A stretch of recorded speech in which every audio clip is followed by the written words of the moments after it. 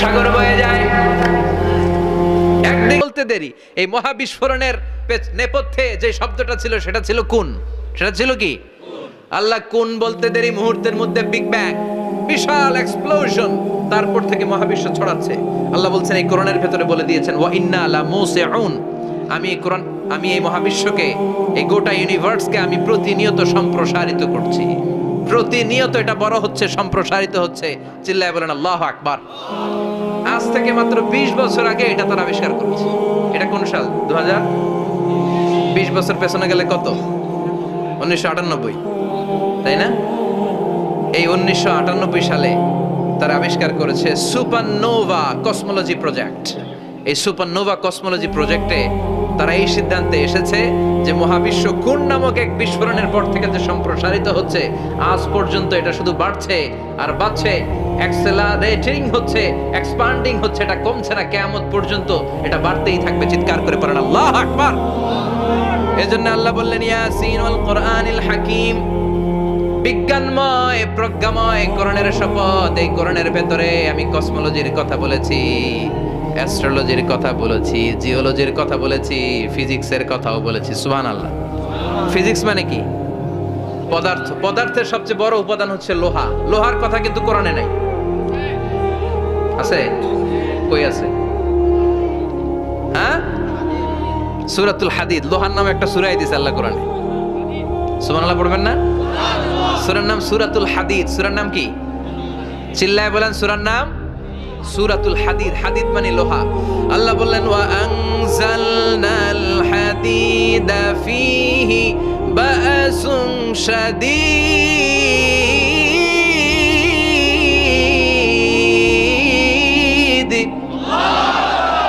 ওয়া আনজালনাল হাদিদ ফীহি বা'সুন শাদীদ, আমি লোহা নাজিল করলাম আর লোহার ভেতরে আমি ভয়ঙ্কর শক্তি ঢুকাইয়া দিলাম। সুবহানাল্লাহ।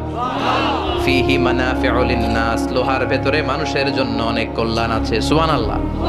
লোহা ছাড়া পৃথিবীতে কিছু হয়? আংটি বানাতে লোহার দরকার আছে না নাই? ঘড়ি বানাতে, গাড়ি বানাতে, বাড়ি বানাতে, মোবাইল বানাতে, হেলিকপ্টার, প্লেন, রকেট, মাইকের স্ট্যান্ড। সুবহানাল্লাহ কোন? এমন কোন জিনিস নাই যেটার মধ্যে লোহা লাগে না। এজন্য আল্লাহ বললেন এই লোহার নামে আমি একটা সূরা ডেডিকেট করলাম, ওয়া আনজালনাল হাদিদ ফিহি বা'সুন শাদীদ। আমি লোহাকে নাজিল করেছি। আল্লাহ বলেছেন, খেয়াল করে শব্দটা শুনেন, ওয়া আনজালনাল হাদিদ, আমি লোহাকে উপর থেকে নাজিল করেছি। কি করেছি? কথা বলেন। তার মানে লোহা পৃথিবীতে ছিল না, নাজিল করছে কে? লোহা পৃথিবীতে ছিল? পৃথিবীতে ছিল? পৃথিবীতে থাকলে নাজিল করবেন কে? এই যে কোরআনটা পৃথিবীতে আগে ছিল, নাজিল করছে কে? কোন ফেরেশতাকে দিয়ে? সাইয়েদনা জিবরাইল। কোন নবীর উপর? বিশ্বনবী মুহাম্মদুর রাসূলুল্লাহ। আল্লাহু আকবার। তার মানে ওহি পৃথিবীতে ছিল না, আল্লাহ উপর থেকে নাজিল করেছেন। নুজুল মানে উপর থেকে নিচের দিকে আসা। এই নুজুল শব্দ ব্যবহার করে আল্লাহ বললেন ওয়া আনজালনাল হাদিদ, লোহাকে আমি নাজিল করেছি। তার মানে লোহা পৃথিবীর উপাদান নয়, লোহা এসেছে উপর থেকে। কোন সুবহানাল্লাহ। বিজ্ঞানীরা, পদার্থবিদ যারা গবেষণা করে এটাই পেয়েছেন, লোহা আসলে পৃথিবীর না। লোহা পৃথিবীতে উৎপাদন করা হয় নাই। লোহার যে মলিকিউল, অণু আছে, লোহার একটা অণু তৈরি করার মতো ক্ষমতা পৃথিবীর নাই। ইভেন এই সৌরজগতের কোনো কিছু নাই। সূর্যের তাপেও লোহা তৈরি হতে পারে। লোহার ছোট্ট একটা অণু তৈরি করতে কমপক্ষে 1 কোটি ডিগ্রি সেলসিয়াস তাপের প্রয়োজন হয়। তার মানে এটা পৃথিবীর কোনো উপাদান নয়, এটা আনজালনাল হাদিদ। আল্লাহ বলেন মহাবিস্ফোরণের কারণে গলিত অন্য কোনো তারার ভেতর থেকে লোহার উপাদান আমি পৃথিবীর ভিতরে এনে ঢুকিয়ে দিয়েছি। তার মানে পদার্থের কথা কোরআনে আছে না নাই? সুবহানাল্লাহ কইবেন না? এরপরে বায়োলজির কথা আছে না নাই? বায়োলজিক্যাল অ্যাসপেক্ট অফ মাউন্টেন্স, কেমন করে পাহাড়ি রেঞ্জ তৈরি হলো, আছে না নাই? ওয়াজআলনাল জিবালা আওতাদা, পাহাড়কে আমি পেরেক মেরে দিয়েছি।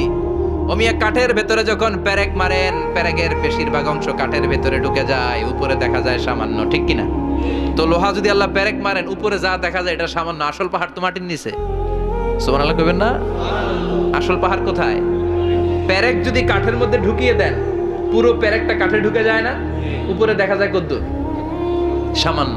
পাহাড়ের যা আপনি দেখেন এটা তো পেরেকের মাথা, পুরো পাহাড়টা আল্লাহ জমিনের ভেতরে গেড়ে দিয়েছেন। চিল্লায় পড়েন আল্লাহু আকবার।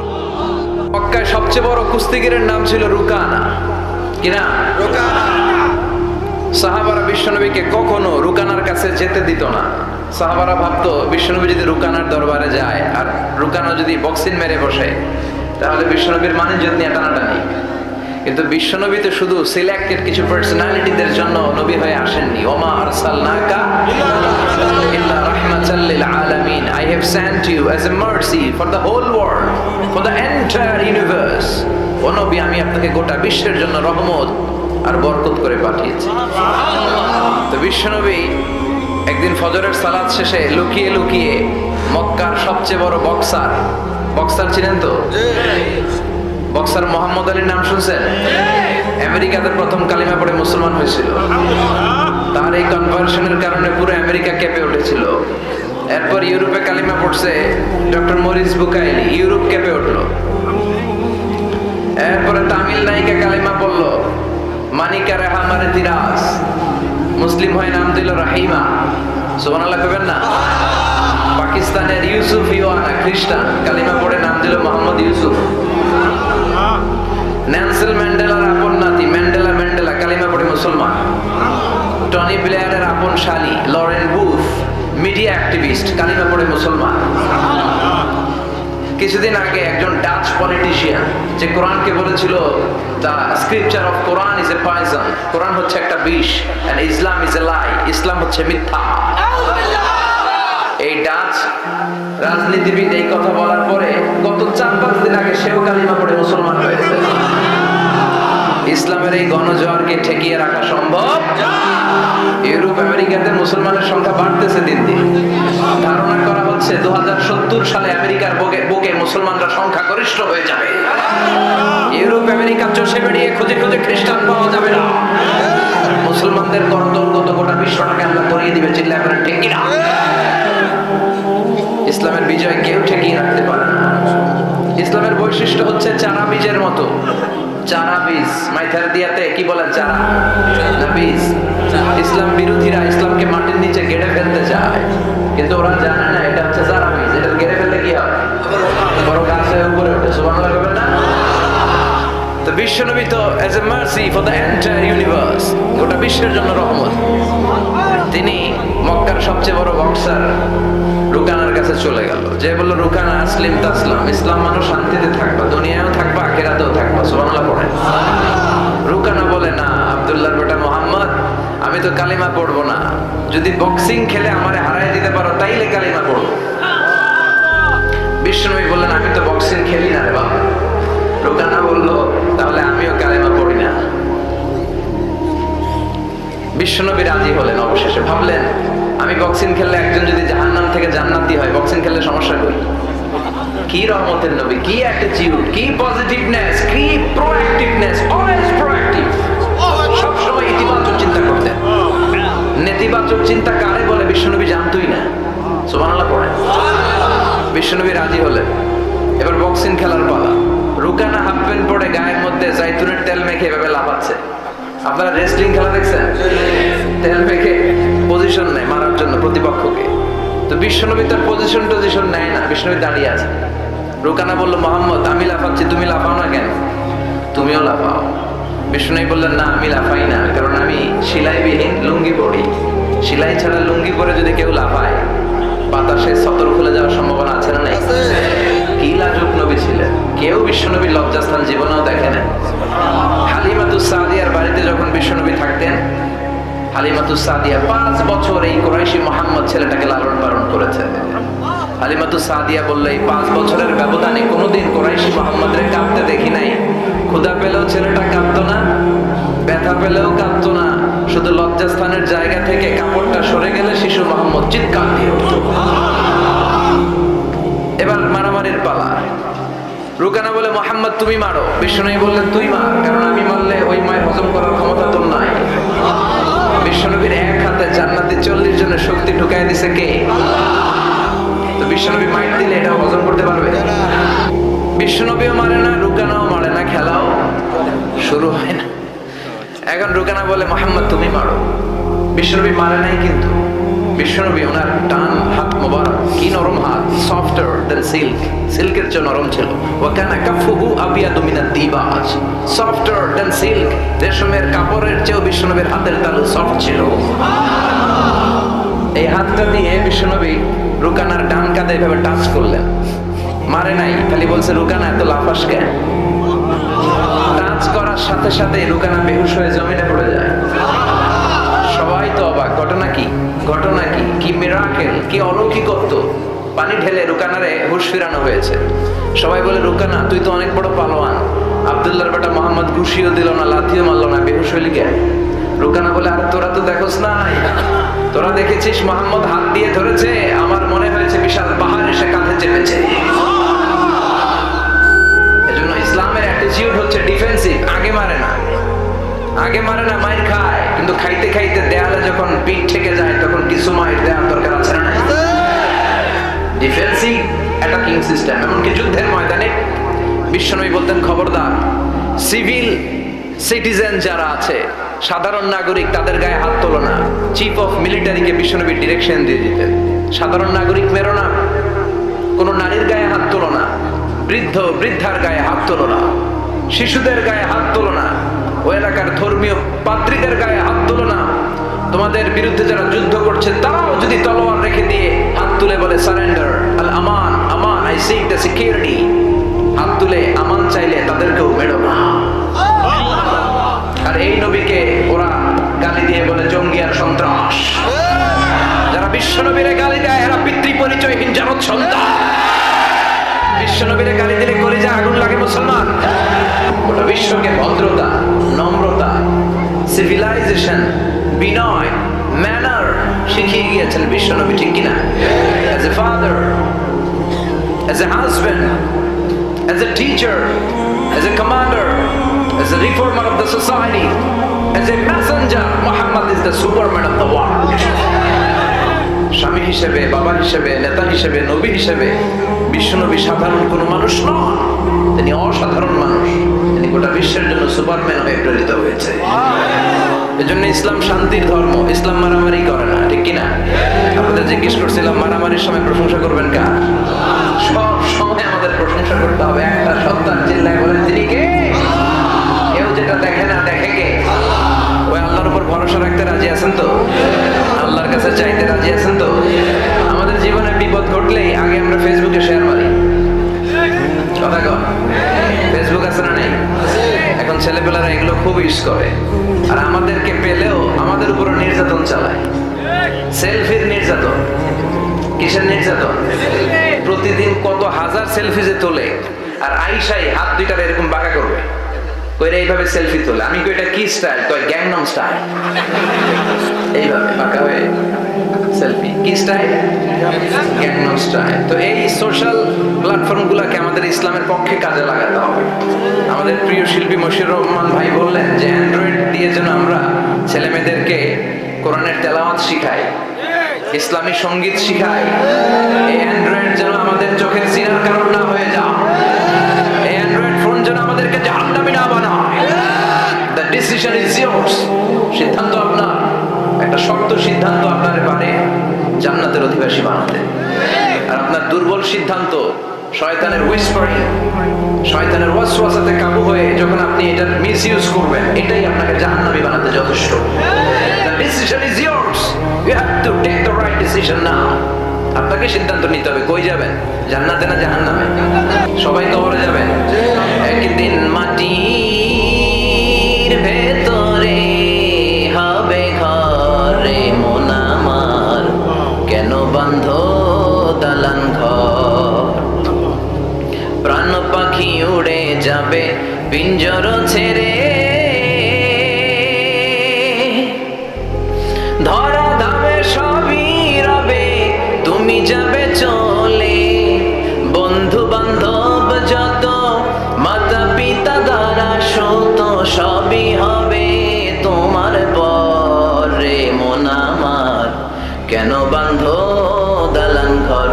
একদিন মাটির ভেতরে হবে ঘরে মন আমার, কেন বান্ধ দালান ঘর? চিল্লায় বলেন ঠিক কিনা?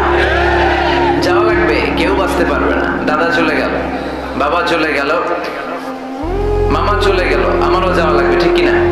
নাকি আমি যাব না? কিন্তু এই যে আমরা চলে যাব, এটা ভাবার সময়টাই আমাদের নাই। Super busy, we are leading very super busy life.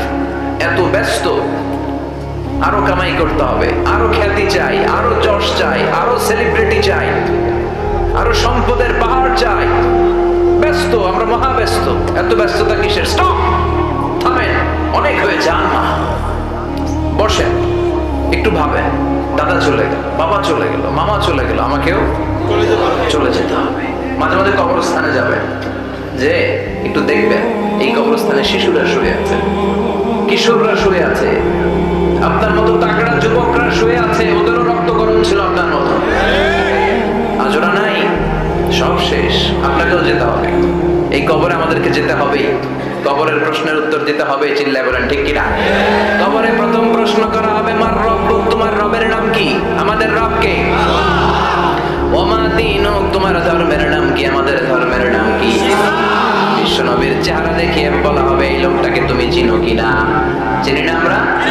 যাদের চেয়ে সুন্দর তুমি, নবী আমার কমলি ওয়ালা, দু জাহানের বাদশাহ তুমি, প্যারা নবী সাল্লাল্লাহু আলা, দু জাহানের বাদশাহ তুমি, প্যারা নবী সাল্লাল্লাহু আলা, যাদের চেয়ে সুন্দর তুমি, নবী আমার কমলি ওয়ালা। সুবহানাল্লাহ পড়ে। আমাদেরকে জিজ্ঞেস করা হবে, রবকে? বলবো আল্লাহ। ধর্ম কি? বলবো ইসলাম। এই লোকটারে চিনো নাকি? আমরা বলবো চিনি, আমাদের প্রাণের নবী মুহাম্মদ সাল্লাল্লাহু আলাইহি ওয়াসাল্লাম। তিনটা প্রশ্নের উত্তর করতে পারলে এডিশনাল আরেকটা প্রশ্ন, ওমা ইলমু। এই তিনটা প্রশ্নের উত্তর জানলা কেমনে? নকল করছো নাকি? বাংলাদেশে নকল আছে না নাই? কোথায় নকল করে? হ্যাঁ, কিছু লেজেন্ড আছে দেখি, একেবারে জামার ভিতরে নকল, টুপির ভিতরে নকল, স্কেলের ভিতরে নকল, মৌজার ভিতরে নকল। আছে না নাই? কথা বলেন। ফেরেশতারা বলবে, তুমি তিনটা প্রশ্নের উত্তর করলে কি করে? আপনাকে বলতে হবে, আমি কোরআন থেকে শিখেছি, আমি হাদিস থেকে জেনেছি। চিল্লায় বলেন ঠিক কিনা? তখন ফেরেশতারা বলবে, আহলান ওয়া সাহলান, মারহাবান, কংগ্রাচুলেশন, তুমি উত্তর করতে পেরেছো। ইফসাহু লাহু কবরুহু ৭০ যিরান, আপনার কবরটারে ৭০ হাত লম্বা বানিয়ে দেয়া হবে। ইফতাহু লাহু বাবুন ইলাল জান্নাহ, জান্নাতের দিকে দরজা করে দেয়া হবে। ইউলবাসু মিন লিবাসিল জান্নাহ, জান্নাতের পোশাক পরিয়ে দেয়া হবে। আর বলা হবে, নাম কানাউমিল আরুস, বাসর রাতে কনেকে নিয়ে বর যেমনি শান্তির ঘুম, আরামের ঘুম দেয়, তুমিও ঘুম দাও, ঘুমাও। You should get some sleep now, you are very tired man, ঘুমাও, অনেক হয়েছে, ঘুমাও। তোমার এই ঘুম কেউ ভাঙাবে না, ইসরাফিলের সিংহার ফুৎকার ছাড়ো। আল্লাহ লম্বা ঘুম যেন দিতে পারি, তৌফিক দাও। আর যারা ইসলাম বিরোধী, কোরআন বিরোধী, বিশ্বনবী বিরোধী, তাদেরকেও প্রশ্ন করা হবে, তোর রব কে? মার রব্বুক? সে বলবে, লা আদরি, আমি কিছু জানি না। আমি মাফ চাই, দোয়াও চাই। কথা কও, জানি না, কিছুই মনে করতে পারছি না, আমি কিছু জানি না, আমার ধর্ম নাই, কর্ম নাই, আমার ধর্ম যার যার, উৎসব সবার, আমার কোনো ধর্ম টর্ম নাই, আমার কোনো নামাজ রোজা নাই, আমার কোনো রব নাই। দ্বিতীয় প্রশ্ন, ওমা দীনুক, তোর ধর্মের নাম কি? সে বলবে, ধর্ম কি আমি জানি না, আমি ধর্মরে গালি দিতাম, আমি দুনিয়া ইসলামরে বাস দিতাম, আমি আলেম ওলামাদের বিরোধিতা করতাম, আর শাহবাগের মঞ্চে উঠে ভাষণ দিতাম। আছে না নাই? সব গুমর ফাঁস হয়ে যাবে, ইয়াউমুত তাগাবুন। এরপর বিশ্বনবীর চেহারা দেখিয়ে বলা হবে, এই লোকটার চিনো নাকি? সে বলবে, চিনি না, তবে আমার বন্ধুরা তার বিরুদ্ধে ব্লগে লিখতো, আমিও ব্যাড ব্যাড কমেন্টস করে দিতাম, এই লোকটার বিরুদ্ধে আমি কার্টুন বানাতাম, এই বিশ্বনবীর বিরুদ্ধে আমি কথা বলতাম। চিল্লায় বলেন ঠিক কিনা? ফেরেশতারা বলবে, লা দারাইতা ওয়ালা তালাইতা, তুই তো কিছুই পারলি না, তুই তো কপাল পোড়া। ফায়ুত্রাকু বিমাতারিকা মিন হাদিদ, লোহার হাতুড়ি দিয়ে পিটিয়ে ওর মাসেলগুলো থেতলে ফেলা হবে। ওয়াইকালু লিল আরদি ইলতাইমি, কবরের দুই পাশের মাটিরে বলা হবে, চাপ দে, এমন চাপ দিবে, ফাতাখতালিফা আতলাউ, ডান পাশের পাজরের হাড়টি বাম দিকে ঢুকে যাবে, বাম পাশের পাজরের হাড়টি ডান পাশে ঢুকে যাবে। কিয়ামত পর্যন্ত এই মারামারি চলবে। আল্লাহ এরকম ভয়ঙ্কর পরিস্থিতি থেকে আমাদেরকে বাঁচাও। ওই কবরের আযাব থেকে বাঁচার দরকার আছে না? বিশ্বনবী বললেন, যে ব্যক্তি সূরাতুল মুলক তেলাওয়াত করবে তার কবরের আযাব হবে না। ইন্না হাযিহি সূরা সূরাতুন আযীমা মানিআতুন মিন আযাবিল কবর। এই সূরাটা এমন সূরা, সাধারণ কোন সূরা না। এই সূরাতুল মুলক যে রাত্রে বেলায় তেলাওয়াত করবে তার কবরের আযাব থেকে তারে বাঁচিয়ে দিবে কে? নাম্বার 1 ফজিলত স্ট্যাটাস, মনে থাকবে তো? 2 নাম্বার স্ট্যাটাস শাফাআত লি সাহিবিহা। এই সূরাটা এই সূরার তেলাওয়াতকারীর জন্য কিয়ামতের দিন সুপারিশ করবে। কোরআন সুপারিশ করবে, চারটেখানি কথা না। কোরআন যদি আপনার বিরুদ্ধে দাঁড়ায় আপনার জান্নাত ক্যান্সেল, আর কোরআন যদি আপনার ব্যাপারে আল্লাহর কাছে রেকমেন্ডেশন করে জান্নাত আপনার জন্য ওয়াজিব করে দিবে কে? এজন্য বিশ্বনবী বললেন শাফাআত লি সাহিবিহা, কিয়ামতের দিন তেলাওয়াতকারীর জন্য আল্লাহর কাছে সুপারিশ করবে। 2টা গেল। 3 নাম্বার বিশ্বনবী বললেন খাসামাত আন সাহিবিহা। এই সূরাটা কিয়ামতের দিন এই সূরার তেলাওয়াতকারীর পক্ষ নিয়ে আল্লাহর সাথে ঝগড়া করা শুরু করে দিবে। আল্লাহর সাথে ডিবেট করবে, ঝগড়া করবে, যতক্ষণ না হাত্তা আদখালাহুল্লাহুল জান্নাহ। হাদিসের টেক্সট হচ্ছে যে যতক্ষণ না আল্লাহ তাআলা তাকে জান্নাতে না ঢোকায় ততক্ষণ ওই সূরার তেলাওয়াতকারীর পক্ষ নিয়ে আল্লাহর সাথে বিতর্ক, ঝগড়া, তর্ক চলতেই থাকবে। সুবহানাল্লাহ, আর আস্তে বলেন।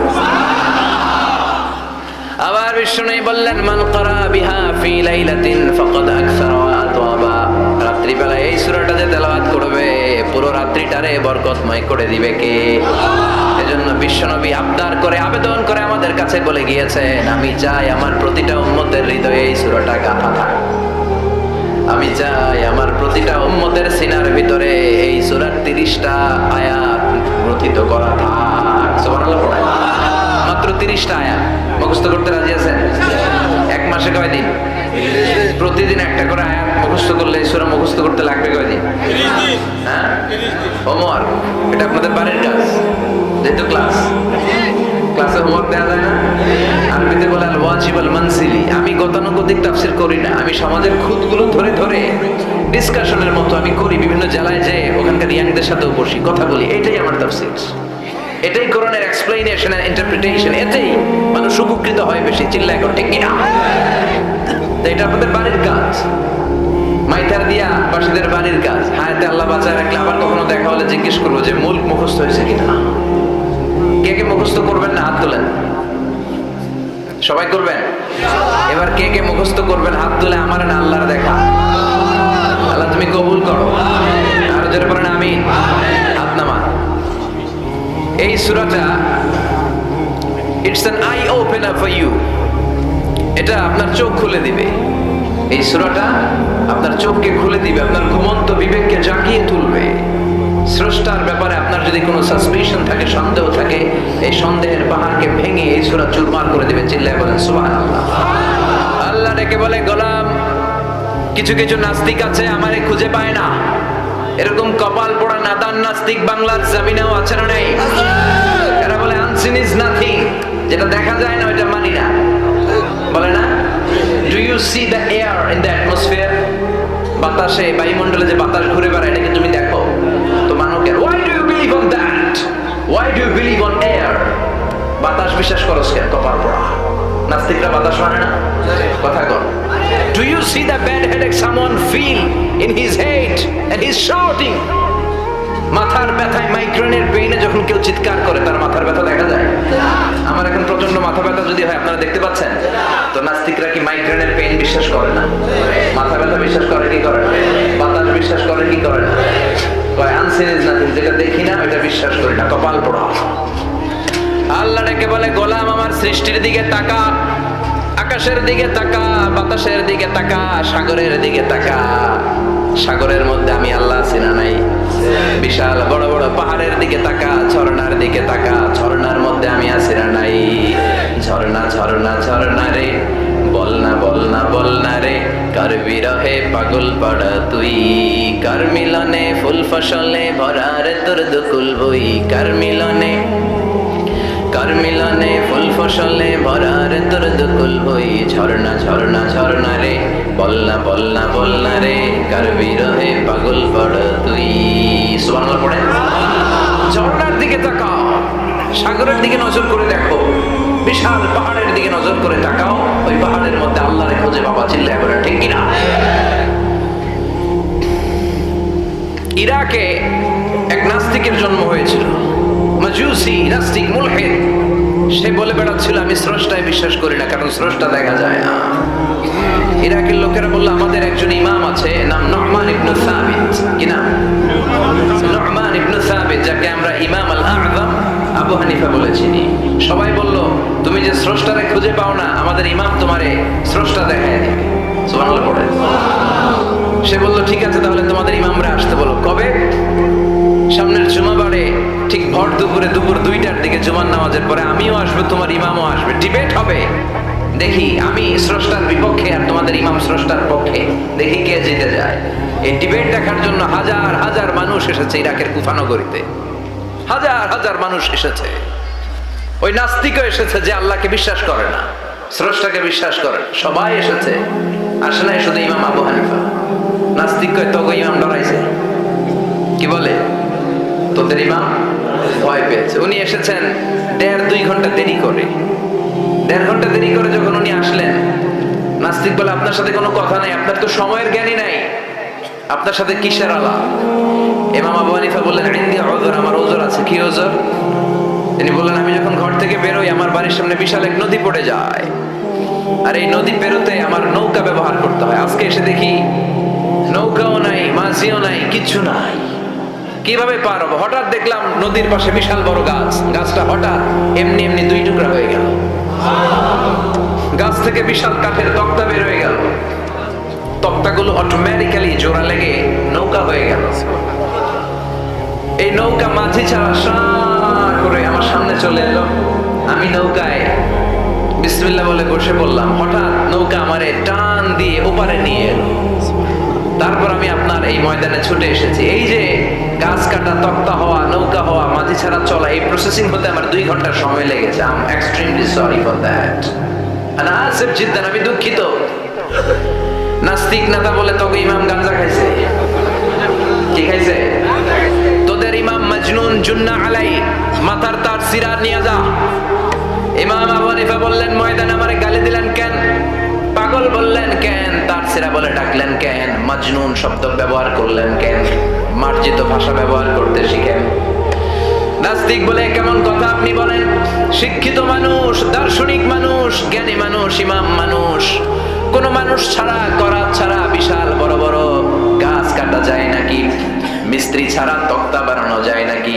মিস্ত্রি ছাড়া তক্তা জোড়া লাগে এমনি এমনি নৌকা হয় নাকি? মাছি ছাড়া পানিতে নৌকা চলে নাকি? ইমাম আবু হানিফা বললেন now you on the right track. এই তো লাইনে আসছেন আপনি। এই লাইনে আনার জন্য তো এত গল্প, লাইনে আনার জন্যই তো এত স্টোরি আমি মেক করলাম। আপনার কথা থেকেই যদি ধরি, করাত ছাড়া গাছ কাটা যায় না, এমনি এমনি তক্তা হয় না, এমনি এমনি নৌকা হয় না, মাঝি ছাড়া নৌকা এমনি এমনি চলে না, তাহলে আকাশ কেমন করে এমনি এমনি হলো? জমিন কেমন করে এমনি এমনি হলো? দ্বীপ প্রহরের জলজলে সূর্যটা কেমন করে কিরণ দিল এমনি এমনি? আল্লাহু আকবার। কেমন করে নবমণ্ডল ভূমণ্ডল সৃষ্টি হলো? কেমন করে দিন শেষে রাত্রি আসে, রাত্রি শেষে দিন আসে? ওইটা যদি এমনি এমনি না হয়, মহাবিশ্বের এই সুন্দর বসুন্ধরার সবকিছু কেমন করে এমনি এমনি হয়? নাস্তিক কয় হায় হায়, আসলেই তো আমি একটা উল্কা পাঠা, আসলেই তো আমি হাদারাম, এইভাবে তো ভেবে দেখি নাই। আসলে তো এগুলো এমনি এমনি হয় না। Someone is controlling everything in the world. একজন মহা শক্তিধর মহা এমডি আছে, এমডি ম্যানেজিং ডাইরেক্টর, মহা ব্যবস্থাপক, সব ব্যবস্থাপকদের বড় ব্যবস্থাপক। চিৎকার করে বলেন তিনি কে? বিশাল এক ব্যবস্থাপক আছে, তিনি সব কন্ট্রোল করছেন। এতদিন পর্যন্ত আমি বুঝতে পারি নাই, আমারে মাফ করিয়ে দেন আর করিয়ে দেন। লা ইলাহা ইল্লাল্লাহু মুহাম্মাদুর রাসূলুল্লাহ সাল্লাল্লাহু আলাইহি ওয়াসাল্লাম। সাইয়েদনা ইমাম আবু হানিফার হাতে হাত রেখে শাহাদা বাক্য পাঠ করেছে। সুবহানাল্লাহ পড়ুন। ঝিনুকের ভেতর লুকিয়ে থাকে যেমন মতি, ঝিনুকের ভেতর লুকিয়ে থাকে যেমন মতি, কালমা শাহাদাতে আছে আল্লাহর জ্যোতি, কালমা শাহাদাতে আছে আল্লাহর জ্যোতি। সুবহানাল্লাহ পড়েন। এই জ্যোতি যার হৃদয় একবার টাচ করে তার জন্য জান্নাতকে খুলে দেয় কে? আল্লাহ। এজন্য এই সূরা পড়লে নাস্তিকরা নাস্তিক থাকবে না। নাস্তিকদের জন্য এখানে আল্লাহ মেডিসিন দিয়ে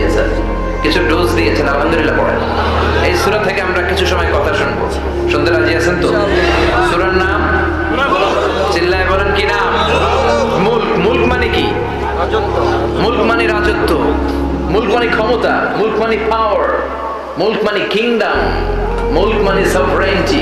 সুবহানাল্লাহ পড়েন। রব্বুল আলামিন বলেন তাবারাকাল্লাযী বিয়াদিহিল মুলকু ওয়া হুয়া আলা কুল্লি শাইইন কাদির। সুবহান সেই সত্তা যার হাতে ক্ষমতা আর তিনি সব বিষয়ে ক্ষমতাশীল। সুবহানাল্লাহ। কথা বলেন। আর যদি পেছন থেকে কেউ আওয়াজ করে বলে সাপ, দৌড়। আপনারা কি দৌড় দিবেন? আমরা এদিক দিয়ে দৌড় দিব। কথা কন। চাচা আপন প্রাণ জীবন বাঁচানোর জন্য ভয়ে পাগল। সাপ লাগবে না, বাবা ব্যাংক ছিলেন মাইথা দিয়ে নাই বোধহয়। আছে আছে। কি করে? খালি লাফায়। 10টা বাবা ব্যাংক যদি ছেড়ে দেওয়া হয়, স্টেজে 2টা আর বাকি 8টা এদিকে, বাবা ব্যাংক আর কি লাভ দিবে? এডসে লাফালাফি শুরু করবো আমরা। কথা বলে। আর আমরা দাবি করি আমরা ক্ষমতার উৎস। কোনো ক্ষমতা নাই। একবার ডায়রিয়া হলে 3বার টয়লেটে গেলে আর চেহারার দিকে তাকানো যায় না। কারে মাফ করে দে, আই করে যাইও, আই হাইটার নাও। আছে না নাই? পারবেন না কেন? আপনার ক্ষমতার উৎস। আপনি না ক্ষমতার উৎস। আরে আপনার তো কোনোই ক্ষমতা নাই। খুলিকাল ইনসানু দাঈফা। মানুষকে দুর্বল থেকে দুর্বল করে তৈরি করেছে কে? এজন্য রব্বুল আলামিন বলেন তাবারাকাল্লাযী বিয়াদিহিল মুলকু ওয়া হুয়া আলা কুল্লি শাইইন কাদির। সুবহান সেই সত্তা যার হাতে ক্ষমতা। চিল্লায় বলেন ক্ষমতা কার হাতে? আমাদের হাতে কোনো ক্ষমতা নাই। আমরা হলাম দুর্বল। আমরা কি দুর্বলের ঘরে দুর্বল। আমরা যখন জন্মেছিলাম দুর্বল। আমার ছোট্ট একটা মেয়ে আছে, আমি অবাক হয়ে থাকি যে আমিও তাইলে ছোটবেলায় এরকম ছিলাম। না খাওয়ালে খেতে পারে না, পেশাব পায়খানা করে, ঘর নষ্ট করে, বমি করে, দাঁড়াতে পারে না, শুইতে পারে না, লালা পড়তে থাকে, ক্লিন করতে হয়, সব সময় তাকে স্নান করতে হয়। কি দুর্বল ছিলাম আমরা। ওই দুর্বলতাকে যৌবনের সাময়িক একটা সময় পাই, রক্ত গরম। এরকম রক্ত গরম তোমার আগে ছিল না। আগে তুমি দুর্বল ছিলা। তুমি শুধু দুর্বল না, তুমি দুর্বলের ঘরের দুর্বল। আমাদের 14 পুরুষ দুর্বল ছিল, এবার ঠিক কিনা? কি ক্ষমতা আমাদের? দুর্বল হয়ে দুনিয়ায় জন্মালাম, সাময়িক কিছু সময়ের জন্য যৌবনের শক্তি পেলাম, আবার ওইটার পরে আবার দুর্বল হয়ে গেলাম। রং ধরা যৌবন জম ধরে শেষ, আবার লাঠি নিয়ে হাঁটা লাগে। কোমরে ব্যথা, মাজায় ব্যথা, আবার কুজো হয়ে যায়। কি ক্ষমতা আছে আমার? কি ক্ষমতা আছে? একটু ভূমিকম্প হলে কাঁপাকাঁপি শুরু হয়ে যায়, ঠিক কিনা? ভূমিকম্প হলে বাঁচার জন্য সব দেয় দৌড়। টেলিভিশনের কিছু লাইভ প্রোগ্রাম দেখলাম, উপস্থাপকও দৌড়, অতিথিও দৌড়। দেখেন নাই? লাইভ ব্রডকাস্টিং হচ্ছিল, কি সরাসরি সম্প্রচার। যখন দেখা যাচ্ছে চেয়ার কাঁপতেছে, উপস্থাপক দৌড়, আর মেহমানরা বসে আছে মাইক নিয়ে। কিছুক্ষণ পরে আরো কাঁপাকাঁপি বেড়ে গেল, মেহমানও দৌড়। কথা কর। 20 তলা 30 তলা দামি দামি বিল্ডিং গুলোর ফ্ল্যাটের ভেতরে যারা থাকে, তুফান শুরু হলে দেয় দৌড়। কথা কর। ভাড়াটিয়ার দৌড়ায়, বাড়িওয়ালার দৌড়ায় না। নিজের বাড়ি তো এই জন্য দৌড় দেয় নাকি? ভূমিকম্প হলে ভাড়াটিয়াও দৌড়, বাড়িওয়ালাও দৌড়, র্যাবের প্রধান দৌড়, পুলিশ প্রধান দৌড়। শুধু প্রেসিডেন্ট আর মাননীয় প্রধানমন্ত্রী দৌড়ায় না। কথা কর। বাঁচার জন্য সব দৌড়। কয়েক বছর আগে পত্রিকায় একটা হেডিং করলাম, মাননীয় প্রধানমন্ত্রীকে বহনকারী বিমান এর 33 চক্কর আকাশে। কয় চক্কর? কি যেন সমস্যা হয়েছে, বিমান নামতে পারছিল না। তখন ওনার সাথে আবার স্পেশাল সিকিউরিটি ফোর্স থাকে।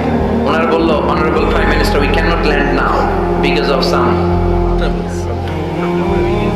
ফ্লাইং মেকানিজমে আমাদের সমস্যা হচ্ছে, আমরা ল্যান্ড করতে পারছি না, ঝামেলা হচ্ছে, নিচে হয়তো কোনো ঝামেলা দেখা দিচ্ছে, আমরা এখন নামতে পারবো না, উই ক্যান নট ল্যান্ড নাও। আপনাকে একটু ধৈর্য ধরে বসে থাকতে হবে। তখন ওই ওনাকে বহনকারী বিমানটা আকাশে 33টা চক্কর মেরেছিল। এটা নিয়ে কাভার করা হয়েছে পত্রিকায়। আমি আপনার কি মনে হয় 17 কোটি মানুষের প্রধানমন্ত্রী, দেশের সবচেয়ে ক্ষমতাধর নারী, উনি যখন বিমানে বসা অবস্থায় শুনলেন বিমানে ঝামেলা বা নিচে ঝামেলা, ওনার অন্তরে ভয় ঢুকছে গা? উনি বসে বসে জিকির করছে গা? তাহলে দেখেন ক্ষমতাও সবসময় কাজে লাগে না। চিৎকার করে বলেন ঠিক কিনা? ক্ষমতা আপনারে বাঁচাতে পারবে না। আপনারে বাঁচাতে পারে একজন। চিৎকার করে বলেন তিনি কে? এজন তুফান যখন শুরু হয়, জলোচ্ছ্বাস যখন শুরু হয়, ঘূর্ণিঝড় যখন শুরু হয়, শিহর যখন শুরু হয়, বন্যা যখন শুরু হয়, তখন বোঝা যায় আল্লাহ কারে কয়। কক্সবাজারে যখন জলোচ্ছ্বাস হয়, মহেশখালী দ্বীপে যখন তুফান হয়, টর্নেডো হয়, জলোচ্ছ্বাস হয়, গৌতম বুদ্ধের অনুসারী যেই বুদ্ধ ধর্মের লোকেরা আছে, বৌদ্ধ পাদ্রীরাও নেমে নেমে জিকির করা শুরু করে দেয়। কার? সবাই তখন পড়ে লা ইলাহা ইল্লাল্লাহ, লা ইলাহা ইল্লাল্লাহ মুহাম্মাদুর রাসূলুল্লাহ সাল্লাল্লাহু আলাইহি ওয়াসাল্লাম। বিপদে পড়লে বোঝা যায় আল্লাহ কারে কয়। আমি একবার বিপদে পড়ছি, বরিশাল গিয়েছিলাম, বাসে ফিরে আসতেছি লঞ্চে, ওই লঞ্চে তুফান হয়েছিল। তখন বুঝলাম যে কি ভয়ঙ্কর অবস্থা। ওই লঞ্চের সবাই আস্তিক নাস্তিক, মুসলমান হিন্দু সবাই জিকির করা শুরু করে দিয়েছে আল্লাহ। সুবহানাল্লাহ কইবেন না? লঞ্চ যখন কেঁপে ওঠে সবাই বলে বাঁচাও। আমি গেলাম, কে বাঁচাইবো? কে? হুজুর আপনি বাঁচান। আমি বললাম তাইলে আমারে বাঁচাইবো কেডা? আল্লাহ। আল্লাহ ছাড়া বাঁচাতে পারে কেউ? আমরা মাঝে মাঝে বাংলাদেশের বিভিন্ন জেলাগুলোতে যখন প্রোগ্রামে যাই, এত দূরত্ব থাকে, আমরা কারে ড্রাইভিং করে যে প্রোগ্রামে অংশগ্রহণ করা সম্ভব হয় না। ফলে আমরা মাঝে মাঝে সিভিল এভিয়েশনের যে আভ্যন্তরীণ বিমানবন্দরে বেসামরিক বিমান যেগুলো চলাচল করে, প্যাসেঞ্জার প্লেন, এগুলো ইউজ করি। ঢাকা থেকে এগুলো চলে, সৈয়দপুরে যায় কিছু, রাজশাহীতে, সিলেটে, চিটাগাংয়ে যায়, যশোর এয়ারপোর্টে যায় এবং কক্সবাজারে যায়। তো আমরা এগুলোতে যখন চড়ি, মাঝে মাঝে কিছু এয়ার হোস্টেজ আসে, এরা খুবই সুন্দরী, বিউটিফুল লেডি, এদেরকে সাজিয়ে ওইভাবে আনা হয়। এদের আবার কয়েকটা বাচ্চা টাচ্চা হয়ে গেলে এদেরকে চাকরিতে ইনক্লুড করে না, কারণ এদের সৌন্দর্যটাই পুঁজি। এই সুন্দর ড্রেস নিয়ে এরা আমাদেরকে খাবার সার্ভ করে। আর বিমানটা যখন আকাশের দিকে উঠতে থাকে তখন বলে, ভদ্র মহিলা, ভদ্র মহোদয়গণ, আপনাদের সিট বেল্টই বেঁধে নিন। এখনই শাহজালাল আন্তর্জাতিক বিমানবন্দর থেকে 14,000 ফুট উপর দিয়ে এটা চিটাগাঙে পৌঁছবে। আল্লাহু আকবার, আল্লাহু আকবার, আল্লাহু আকবার। সুবহানাল্লাযী সাখখারা লানা হাযা ওয়া মা কুন্না লাহু মুকরিনিন ওয়া ইন্না ইলা রাব্বিনা লামুনকালিবুন। দেখতে সুন্দরী, লিপস্টিক মেরে, ডিজাইন করে, মেকআপ নিয়ে, সুটেড বুটেড হয়ে এসেছে, কিন্তু যখনই বিমানটা 14,000 ফিট উপরে ওঠে তখন তার মুখ দিয়ে বেরোয় আল্লাহু আকবার। কারণ সেও ভালো করে জানে এই 14,000 ফিট উপরে আমার আব্বা নাই, আমার আম্মা নাই, মাননীয় প্রধানমন্ত্রী নাই, পুলিশ নাই, র‍্যাব নাই। এই হাওয়ার উপরে বিমানটা চলে, ওখানে কেউ আমারে বাঁচাতে পারে না, একজন ছাড়া। চিল্লায় বলো তিনি কে? তখন তারাও বাধ্য হয়ে পড়ে আল্লাহু আকবার। তাহলে বোঝা গেল আমাদের কোনো ক্ষমতা কিচ্ছু নাই, আসল ক্ষমতার মালিক একজন। চিল্লায় বলেন তিনি কে? সে আল্লাহ বললেন, তাবারাকাল্লাযী বিয়াদিহিল মুলকু ওয়া হুয়া আলা কুল্লি শাইইন কাদির। সুমহান সেই সত্তা যার হাতে ক্ষমতা, ক্ষমতা কার হাতে? সব ক্ষমতার মালিক আল্লাহ। তবে আমাদেরকেও আল্লাহ কিছু ক্ষমতা দিয়েছে, এটা লিমিটেড। এটা কি? যেমন এই যে মাননীয় প্রধানমন্ত্রী ওনার দল নিয়ে, বাংলাদেশ আওয়ামী লীগ নিয়ে যে ক্ষমতায় আসেন, কয় বছরের মেয়াদে? কোন কোন দেশে ক্ষমতায় আসে 10 বছরের মেয়াদে, আছে না নাই? আল্লাহ আসছে কয় বছরের মেয়াদে? 30 বছর, 40 বছর। আল্লাহর ক্ষমতার মেয়াদ 100 বছর। এরপরে রিনিউ করা লাগবে। এটা কথা বলেন। আল্লাহ বলেন, হুয়াল আউয়ালু ওয়াল আখিরু ওয়াল যাহিরু ওয়াল বাতিন ওয়া হুয়া বিকুল্লি শাইইন আলিম। আমি প্রথম, আমি শেষ, আমি প্রকাশ্য, আমি গোপন। ঠিক কি না?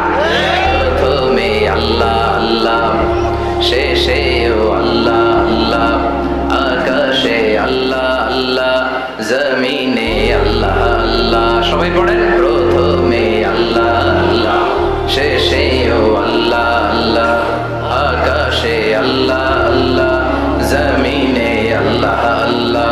নিখিল জাহান গায়ে গুণগান, তার নামে গায় আমরাও গাই।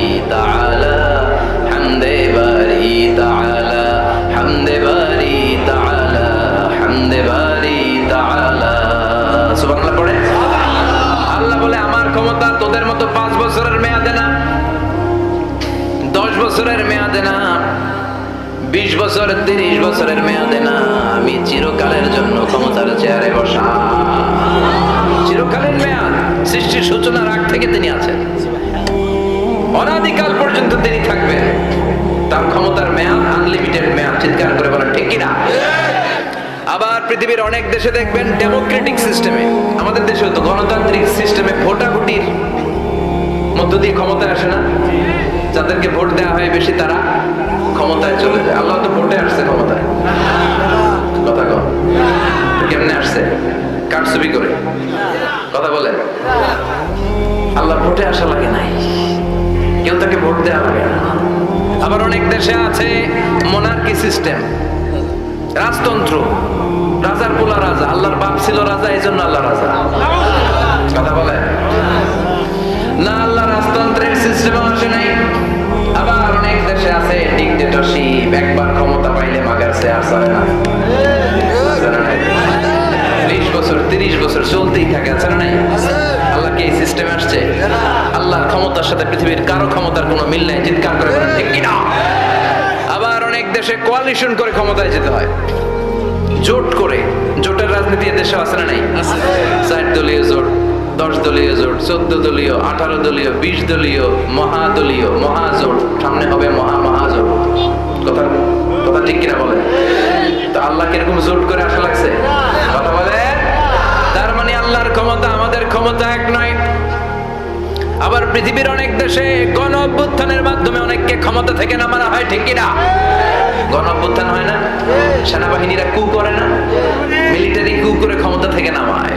তো আমরাও যদি আল্লাহর বিরুদ্ধে একটা আন্দোলন করি, আল্লাহ তো নেমে যাবে, নামানো যাবে না? আচ্ছা, আমরা পারলাম না। জিনেরাও যদি আমাদের সাথে যোগ দেয়, মানুষ জিন ভাই ভাই, আল্লাহর রক্ষা নাই। কথা বলেন, তাও পারা যাবে না। ফেরেশতারাও যদি কয় আমরাও মানি না, তাইলে তো শেষ আল্লাহর গদি। আল্লাহ বলে গোটা বিশ্বের সবাই মিলে যদি আমার বিরুদ্ধে আন্দোলনে নেমে যাস, আমার ক্ষমতার বিরুদ্ধে যদি মিছিল দেয়া শুরু করে দিস, আমার ক্ষমতার 1 ইঞ্চিও কমাতে পারবি না। সুবহানাল্লাহ পড়েন। এজন্য আল্লাহ বললেন তাবারাকাল্লাযী বিয়াদিহিল মুলকু ওয়া হুয়া আলা কুল্লি শাইইন কাদির। সুবহান সেই সত্তা যার হাতে ক্ষমতা, ক্ষমতা কার হাতে? আবার দেখবেন পৃথিবীর অনেক দেশের রাজা সিস্টেম, যেখানে বয়সের ভাড়া যখন ন্যয্য হয়ে যায়, 80-90 বছর বয়স হয়ে যায়, স্বেচ্ছায় ক্ষমতা ছেড়ে দেয়, ছেড়ে দিয়ে রিটায়ারমেন্টে যায়। কথা কর, শোনেন নাই মনে হয়? আছে না নাই? অনেক রাজার স্বেচ্ছায় ক্ষমতা ছেড়ে দিয়ে রিটায়ারমেন্টে যায়, বয়সের ভারে ন্যয্য। তা আল্লাহ তো ওই কবে থেকে ক্ষমতায় বুড়ো হয়ে গেছে না? কথা কর, এখন আল্লাহর চলতে লাঠি লাগে, আগের মতো ক্ষমতা নাই, চোখে সানগ্লাস লাগে, 12টা গ্লাস ছাড়া আল্লাহ মনে হয় দেখে না। কথা কর, যে ফেরাউনকে আল্লাহ সাগরের জলে ডুবিয়ে মারলো, যেই নমরুদকে আল্লাহ শেষ করে দিল, যেই কারণকে আল্লাহ শেষ করে দিল, সেই আল্লাহ আজও আগের ক্ষমতা নিয়ে আছে রে নাই? এজন্য বিয়াদিহিল মুলক, তার হাতে ক্ষমতা, ওহু আলা কুল্লি শাইইন কাদির। তিনি চাইলে সব করতে পারেন। তিনি রাজারে প্রজা বানাতে পারেন, প্রজারে রাজা বানাতে পারেন, ধনীরে গরিব বানাতে পারেন, গরিবরে ধনী বানাতে পারেন। তিনি সাগরকে মরুভূমি করতে পারেন, মরুভূমিকে দরিয়া করে দিতে পারেন। তিনি কে? ওয়া আলা কুল্লি শাইইন কাদির। তিনি যেটা চান সেটাই করতে পারেন। চিল্লায় বলেন ঠিক কিনা? এরপর আল্লাহ বললেন আল্লাযী খালাকাল মাউতা ওয়াল হায়াতা লিয়াবলুয়াকুম আইয়ুকুম আহসানু আমালা ওয়া হুয়াল আজিজুল গফুর। সুবহানাল্লাহ পড়েন। আমরা বললাম আল্লাহ বুঝেছি আপনি সব ক্ষমতার মালিক, আপনি যা মনে চায় তাই করতে পারেন। আর আপনি কি কি করতে পারেন? আল্লাহ বললেন গোলাম, আমি মৃত্যুকে তৈরি করেছি, জীবনকে তৈরি করেছি, লিয়াবলুয়াকুম আইয়ুকুম আহসানু আমালা, এটা পরীক্ষা করার জন্য যে তোমরা কে কে দুনিয়াতে ভালো আমল করো। সুবহানাল্লাহ পড়েন। তিনি মৃত্যুকে তৈরি করেছেন, তিনি জীবনকে তৈরি করেছেন, লিয়াবলুয়াকুম, পরীক্ষা করার জন্য, আইয়ুকুম আহসানু আমালা, কে ভালো আমল করে। জীবন বানিয়েছে কে? আল্লাহ। মরণ বানিয়েছে কে? জীবন আর এই মরণ খেলার মাঝখানে একটা জিনিস থাকে, সেটার নাম হচ্ছে রূহ। সেটার নাম কি? রূহের স্রষ্টা কি? আল্লাহ। চিল্লায় বলেন ইয়াসআলুনাকা আনির রূহি কুলির রূহু মিন আমরি রাব্বি ওয়া মা উতীতুম মিনাল ইলমি ইল্লা কালিলা। আল্লাহ বললেন নবী, লোকেরা আপনারা জিজ্ঞেস করে রূহ কারে বলে, আপনি লোকদের বলে দেন রূহ কেউ বানাতে পারে না। রূহ হলো আল্লাহর একটা অর্ডার, আল্লাহর আদেশে দেহে ঢুকে, আল্লাহর আদেশে বের হয়ে যায়, ঠিক কি না? এই যে ছোট্ট বাচ্চাটার দেহের ভিতরে যে রূহ ঢুকলো, কে দিল? আল্লাহ। 120 দিনের আগে মানব শিশুর দেহের ভিতরে কিন্তু রূহের ফুৎকার হয় না। সহিহ বুখারীর বর্ণনা, 40 40, 40, 40, 3 40-এ কত? কথা বলেন। প্রথম 40-এ থাকে নুতফা, তারপরের 40-এ হয় আলাকা, তারপরের 40-এ হয় মুদগা, sperm drop, blood clot, and then the little flesh. ছোট্ট নাপাক পানি ছিলাম, শুক্রাণু ছিলাম আমরা। কি ছিলাম? শুক্রও ছিলাম না, শুক্রাণু, শুক্রের অণু। এক ফোঁটা শুক্রের মধ্যে 20 কোটি অণু থাকে। ওই 20 কোটির একটা ছিলাম আমি আর আপনি। সুবহানাল্লাহ, বাড়িতে গিয়ে বলেন। ডিম্ব আমরা ছিলাম না, আমরা ছিলাম ডিম্বাণু, ডিম্বের। এই ডিম্বাণু আর শুক্রাণু দুইটা মিলে আল্লাহ আমাদেরকে বানায় ফেললেন জাইগট, সেখান থেকে এমব্রয়ো, তারপরে আস্তে আস্তে ইনিশিয়াল স্টেজগুলো শেষে একটার পর একটা স্টেজ পার করে তিনি আমাদেরকে বানালেন আলাকা, সেখান থেকে মুদগা, আমাদের দেহের ভেতরে তিনি স্কেলিটন ভরে দিলেন, কঙ্কাল, মাথার স্কাল দিলেন, খুলে দিলেন, নাক কান গলা দিলেন, আমার রেসপিরেটরি সিস্টেম চালু করে দিলেন। কত ছোট ছিলাম আমি, ক্ষুদ্র ছিলাম আমি। ফালইয়ানযুরিল ইনসানু মিম্মা খুলিকা, খুলিকা মিম্মাইন দাফিক। মানুষের উচিত তার সৃষ্টি প্রক্রিয়ার দিকে নজর করে তাকানো।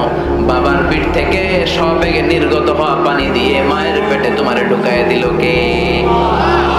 নাপাক পানি থেকে ছোট্ট ব্যাঙ্গাচির মতো ছিলাম, জোকের মতো মায়ের জরায়ুর দেয়ালে লেগেছিলাম।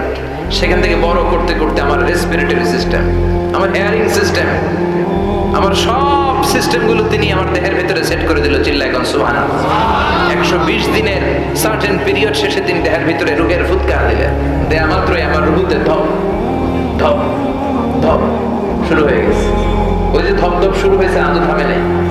এই ধপ ধপ থামলে বাঁচবেন, দম ফুরাইলে আমরা ঠুস হয়ে যাবো, ঠিক কিনা? আরে মানুষ রঙিন ফানুষ, দম ফুরাইলে তবু তো ভাই কারোরই নাই একটুখানি। আরে মানুষ রঙিন ফানুষ, রঙিন ফানুষ, আইরে মানুষ। সুবহানাল্লাহ বলেন।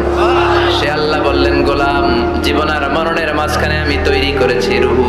পৃথিবীর বিজ্ঞানীরা সব বানাতে পারে, কম্পিউটার বানাতে পারে, প্লেন বানাতে পারে, হেলিকপ্টার বানাতে পারে, রকেট বানাতে পারে, কিন্তু গোটা বিশ্বের সব বিজ্ঞানীরা মিলে কি রুহু বানাতে পারে নাকি? কথা বলেন। গত বছর সোফিয়া নামে একটা রোবট আসছিল না? কথা কন। ওটা মাথা উঁচু করে নিচু করে কথা বলতে চায়। মানে আল্লাহ ডেকে বলে, গোলাম, কিয়ামত পর্যন্ত একটার পর একটা মুমূর্ষু রোগীকে বুলেট প্রুফ গ্লাসের ভেতরে ঢুকাতে পারবি, গবেষণা করতে পারবি, মাগার রুহু খুঁজে পাবি না। চিল্লায় বলেন ঠিক কিনা? কারণ এই রুহুর মালিক কে? সে আল্লাহ বললেন, আল্লাযী খালাকাল মাউতা ওয়াল হায়াতা লিয়াবলুয়াকুম আইয়ুকুম আহসানু আমালা। জীবন আর মৃত্যু বানালাম তোমাদেরকে পরীক্ষা করার জন্য। পরীক্ষা আছে না নাই? গোটা দুনিয়াটাই পরীক্ষা। আল্লাহ যারে পছন্দ করে বেশি, তার পরীক্ষাও বেশি। আশাদ্দুন নাসি বালা আল আম্বিয়া। এই পৃথিবীতে আল্লাহ সবচেয়ে বেশি বালা মুসিবত দিয়ে পরীক্ষা করেছেন নবীদের। কারণ নবীরা আল্লাহর কাছে কম প্রিয় না বেশি প্রিয়? যেহেতু প্রিয় বেশি, পরীক্ষা বেশি। এজন্য মুমিনের উপর যদি পরীক্ষা আসে, মুমিনের উপর যদি অত্যাচার আসে, মুমিনের উপর যদি ধৈর্যের পরীক্ষা আসে, জেল জরিমানা আসে, মুমিন ওইটারে ভয় পায় না। মুমিন ভয় পায় একজনকে। চিল্লায় বলেন তিনি কে? কারণ আল্লাহর ঘোষণা, ওয়ালা তাহিনু ওয়ালা তাহজানু। ঘোষণাটা কার? ভয় নাই, তোদের চিন্তা নাই। আনতুমুল আ'লাউনা ইন কুনতুম মুমিনিন। তোমরাই বিজয়ী হবা যদি মুমিন হও, যদি মুমিন হও। এজন্য ধৈর্যের পরীক্ষা দিতে হবে, আল্লাহর উপর তাওয়াক্কুল করতে হবে, অত্যাচার আর জুলুম আল্লাহর নামে সহ্য করে যেতে হবে। চিল্লায় বলেন ঠিক কিনা? কারণ মুসলিমের সাথে আল্লাহ থাকে। মুসলিমের বদদুয়াকে বিশ্বনবী ভয় করতে বলেছেন। কারণ মুসলিমের বদদুয়ার মাঝে আর আল্লাহর মাঝে পর্দা থাকে না। যারা দুনিয়ার বুকে জুলুম করে তাদেরকে ক্ষমতার মসনদ থেকে নামিয়ে দেয় কে? আর যারা মজলুম হয়, যাদের রক্ত দিয়ে জমিন ভেজে, তাদেরকে জমিনের ক্ষমতা দিয়ে দেয় কে? আর যারা রক্ত ঝরায়, ইতিহাস বলে তারা শেষ পর্যন্ত প্রাণ আর জান নিয়ে পালাবার জায়গাটা পায় না। চিল্লায় বলেন ঠিক কিনা? এজন্য মুমিন খুব ভালো করে জানে, রাত্রি যত গভীর হয়, সুবহে সাদিকের সময় কাছে আসতে থাকে। গর্ভবতী নারীর পেটের জ্বালা যন্ত্রণা, ব্যথার পেইন যত বাড়ে, নতুন মেহমান আগমনের সময় কাছে আসতে থাকে। তেমনি ইসলামের পক্ষের শক্তির উপর যদি অত্যাচার, অনাচার, স্টিম রোলার বেড়ে যায়, এটা প্রমাণ করে ইসলামের বিজয়ের সময় কাছে আসতে শুরু করেছে। চিল্লায় বলো ঠিক কিনা? এজন্য রব্বুল আলামিন ডেকে বলেন গোলাম লিয়াবলুয়াকুম আইয়ুকুম আহসানু আমালা, কে ভালো আমল করো কে খারাপ আমল করো, এজন্য আমি জীবন মরণ তৈরি করেছি। চিল্লায় কোন ঠিক কিনা? এরপর আল্লাহ বললেন ওয়ালাকাদ যায়্যানাস সামাআদ দুনিয়া বিমাসাবিহা ওয়া জাআলনাহা রুজুমান লিশ-শায়াতিন। সুবহানাল্লাহ বলেন ওয়ালাকাদ যায়্যানাস সামাআদ দুনিয়া। মাইকম্যান কোথায়? সাউন্ডটা বাড়ো। এত দুর্বল কেন তোমার সাউন্ড? মনে হচ্ছে আমি মাইক ছাড়া কথা বলছি। সাউন্ডটাকে স্ট্রং করো। ওয়ালাকাদ যায়্যানাস সামাআদ দুনিয়া, I have beautified the closer sky with candles, with light and stars. আল্লাহ বললেন আমি দুনিয়ার আকাশকে তারা দিয়ে সুশোভিত করেছি। আকাশে তারা আছে না নাই? এগুলো এমনি এমনি হয়েছে না? তৈরি করছে কে? বিশ্বাস হয়? কোনো সন্দেহ আছে? এখন তো লাইটিং ফাইটিং এর যুগে তারার যে কি সৌন্দর্য আমরা বুঝি না। আমরা যখন ছোটবেলা গ্রামে যেতাম, রাতের বেলা তারার মেলা, কি সুন্দর, একটার চেয়ে একটা সুন্দর। শুকতারা, ধ্রুব তারা, সপ্তর্ষিমণ্ডল, 7টা তারার একটা চেইন আছে, চিনেন এগুলো? কি সুন্দর তারা! এগুলো তৈরি করে রেখেছে কে? প্রথম আকাশের মহাশূন্যকে আল্লাহ এই তারকা দিয়ে বিউটিফাই করেছেন। It's a candle. আল্লাহ সাজিয়ে রেখেছেন। আমরা খালি চোখে যেটা দেখি এটা কিন্তু আকাশ না, এটা প্রথম আকাশ নয়। প্রথম আকাশ যে কত দূরে আমেরিকার নাসার বিজ্ঞানীরাও জানে না। খালি চোখে আমরা যা দেখি এটা প্রথম আকাশের মহাশূন্য। এর অনেক অনেক অনেক উপরে প্রথম আকাশ। এরপরে দ্বিতীয় আকাশের মহাশূন্যের স্তর শুরু, এরপরে দ্বিতীয় আকাশ, তারপরে তৃতীয় আকাশের মহাশূন্যের স্তর শুরু, তারপরে তৃতীয় আকাশ। একটার চেয়ে আরেকটা বড়। প্রথম আকাশের চেয়ে দ্বিতীয় আকাশ কত বড় বলি, আপনার হাতের আংটিটা যদি সাহারা মরুভূমিতে আপনি ছুঁড়ে ফেলে দেন, পুরো মরুভূমির তুলনায় আংটি যত ছোট, আল্লাহর দ্বিতীয় আসমানের তুলনায় আল্লাহর প্রথম আসমানটা ঠিক তত ছোট। একটার চেয়ে একটা বড়, একটার চেয়ে একটা বড়। সূর্য দেখে আমরা অবাক হয়ে যাই। 9,30,00,000 মাইল দূরে, এই পৃথিবীর চেয়ে 13 লক্ষ গুণ বড়। এটার সানশাইন, আলো আসতে পৃথিবীতে 8 মিনিট 18 সেকেন্ড লেগে যায়। আমরা মনে করছি সূর্যই বড়। আমরা বসে আছি মাইথার দিয়াতে, তাই না? এই জায়গাটার নাম কি? মাইথার দিয়া। কি খালি এতটুকু প্যান্ডেলের সমান? কত বড় মাইথার দিয়া! এই পুরো মাইথার দিয়ে কোন থানায় পড়ছে? দাউদকান্দি। দাউদকান্দি হচ্ছে কুমিল্লার 16টা থানার একটা, ঠিক কিনা? 16 থানা মিলে কুমিল্লার একটা জেলা। এরকম কয়টা জেলা আছে? 64 জেলা। এই 64 জেলা মিলে আমাদের সুজলা সুফলা শস্য শ্যামলা ডিজিটাল বাংলাদেশ। কথা কর। আর বাংলাদেশ হচ্ছে পৃথিবীর সবচেয়ে বড় দেশ। 64 জেলা, এরপরে ছোট। যাদের অ্যাটলাস ম্যাপ নিয়ে যাদের ধারণা আছে তারা দেখবেন বাংলাদেশ এই শব্দটা লেখার জায়গা আমরা পাই না। মানচিত্রে বাংলাদেশ শব্দটা লেখার জায়গা পায় না। বিআরএ উঠে যায় ইন্ডিয়ার উপর, আর ডিএসএইচ উঠে যায় আবার ইন্ডিয়ার উপর। মাঝখানের 2টা অক্ষর বাংলাদেশের উপরে পড়ে। চিল্লায় পড়ে ঠিক কিনা? কত ছোট দেশ। পাশের ইন্ডিয়া 20-25 গুণ বড়। ইউরোপ আমেরিকার অনেক দেশ আছে, আমেরিকায় বাংলাদেশের চেয়ে 100 গুণ বড়। কানাডা কয়েকশো গুণ বড়। রাশিয়া কয়েকশো গুণ বড়। এরকম প্রায় 200 দেশ নিয়ে পৃথিবীর স্থলভাগ, আর 70% হচ্ছে শুধু পানি। এই সব মিলে আমাদের এই পৃথিবী। আর এত বড় পৃথিবীর চেয়েও নাকি সূর্য 13 লক্ষ গুণ বড়। তার মানে সূর্যই বড় না, সূর্যের চেয়ে অনেক বড় তারা আছে। সূর্যের পরে পৃথিবীর সবচেয়ে কাছের যে তারা বা স্টার, ওটার নাম হচ্ছে প্রক্সিমা সেন্ট্রারি। নাম কি? প্রক্সিমা সেন্ট্রারি। এরপরে আলফা সেন্ট্রারি এ, আলফা সেন্ট্রারি বি, ইটা ক্যারিনা, বেটেলজিউস, এরকম একটার পর একটা তারা। যেই সূর্য পৃথিবীর চেয়ে 13 লক্ষ গুণ বড়, বেটেলজিউস নামে একটা তারা আছে, ওটা সূর্যের চেয়ে 33 কোটি গুণ বড়। তার মানে কি বেটেলজিউসই সবচেয়ে বড় না? ছোট্ট একটা তারা। এই বেটেলজিউসের খেয়ে ফেলাইতে পারে এরকম 1000 কোটি গুণ বড় সাইজের তারা আছে না নাই? এরকম কয়েক বিলিয়ন তারা নিয়ে আমাদের গ্যালাক্সি গঠিত। আমাদের গ্যালাক্সি, এটার নাম মিল্কি ওয়ে। এটার নাম কি? আমাদের গ্যালাক্সি। এই গ্যালাক্সিতে আমাদের অবস্থান। এরকম কত হাজার কোটি গ্যালাক্সি আছে আমেরিকার নাসার বিজ্ঞানীরাও জানে না। আমাদের গ্যালাক্সির সবচেয়ে কাছের যে গ্যালাক্সি, ওই গ্যালাক্সিটার নাম হচ্ছে অ্যান্ড্রোমেডা। কি নাম? অ্যান্ড্রোমেডা। আমাদের গ্যালাক্সি থেকে কেউ যদি কাছের গ্যালাক্সি অ্যান্ড্রোমেডাতে যেতে চায়, তার 2.5 মিলিয়ন লাইট ইয়ার্স সময় লেগে যাবে। কথাটা কঠিন হয়ে গেছে, আমি ভেঙে বলি তারপরে সুবহানাল্লাহ কই। আমাদের গ্যালাক্সির নাম মিল্কি ওয়ে। মিল্কি ওয়ে থেকে যদি কেউ অ্যান্ড্রোমেডাতে যেতে চায়, কত সময় লাগবে? 2.5 million light year. Light year মানে আলোকবর্ষ। আলোর গতিতে যদি ছোটা যায় 2.5 মিলিয়ন মানে হচ্ছে প্রায় 25 লক্ষ। তাহলে পৃথিবীতে সবচেয়ে দ্রুতগামী যে বিষয়টা আবিষ্কৃত হয়েছে সেটা হচ্ছে আলো। এই যে লাইট মারলে যে ছোটে, এই লাইট প্রতি সেকেন্ডে 1,86,000 মাইল বেগে ছুটতে পারে। 1 মিনিটে না, 1 ঘন্টায় না, 1 মিনিটে না, 1 সেকেন্ডে আলো চলে যায় কয় মাইল? 1,86,000। Could you imagine that? আপনি কল্পনা করতে পারেন? হয়তো মাথা নাড়াইতেছেন। এটা কি কল্পনা করা যাবে? আমার তো তার ছেড়ে যাচ্ছে। 1 সেকেন্ডে নাকি আলো ছুটে 1,86,000 মাইল বেগে। 1 সেকেন্ড শব্দ কইতে তো 2 সেকেন্ড লাগে। কথা কও, এর মধ্যে আলো চলে গেছে 1,86,000 মাইল।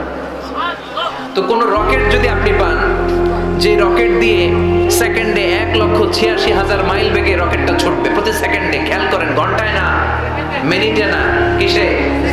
সেকেন্ডে। যে রকেটটা সেকেন্ডে 1,86,000 মাইল বেগে ছুটবে, ওই রকেটটা দিয়ে আমাদের গ্যালাক্সি থেকে আমাদের পাশের গ্যালাক্সি অ্যান্ড্রোমেডাতে পৌঁছতে আপনার 25 লক্ষ বছর লেগে যাবে। সুবহানাল্লাহ বাইরে দিকে বলে। এরকম বিশাল বিশাল তারা দিয়ে আমাদের আকাশটারে বিউটিফাই করেছে কে?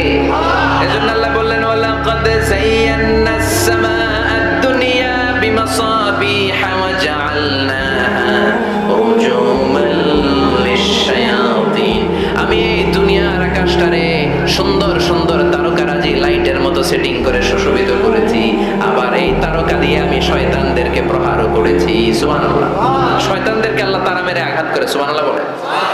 এরপরে এই সূরার প্রথম রুকুর শেষে আল্লাহ বললেন, ওয়াসিররু কাওলাকুম আও ইজহারু বিহি ইন্নাহু আলীমুম বিযাতিস সুদূর আলা ইয়ালামু মান খালাকা ওয়া হুয়াল লাতীফুল খাবীর।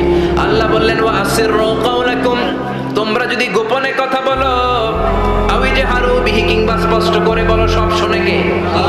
আপনি যেমনি বলেন শুনবে কে? বলেনই নাই, শুধু মনে মনে ভাবছেন, শুনবে কে? সুবহানাল্লাহ কইবেন না? সাত আকাশের উপরে, আরশের উপরে তার অবস্থান, সাত জমিনের নিচে কোন গোপনতম প্রকোষ্ঠে, কোন ছোট্ট বাক্সের ভেতরে যদি কোনো পিপিলিকা নীরবে হেঁটে যায়, আল্লাহ বলে আমি ওই পিঁপড়ার হেঁটে চলার পায়ের আওয়াজটাও শুনতে পাই। এজন্য কেউ যেটা শোনে না, শোনে কে? এরপর আল্লাহ বললেন, হুয়াল্লাযী জাআলা লাকুমুল আরদা যালুলান ফামশু ফী মানাকিবিহা ওয়া কুলু মির রিজকি ওয়া ইলাইহিন নুশুর। সুবহানাল্লাহ বলেন।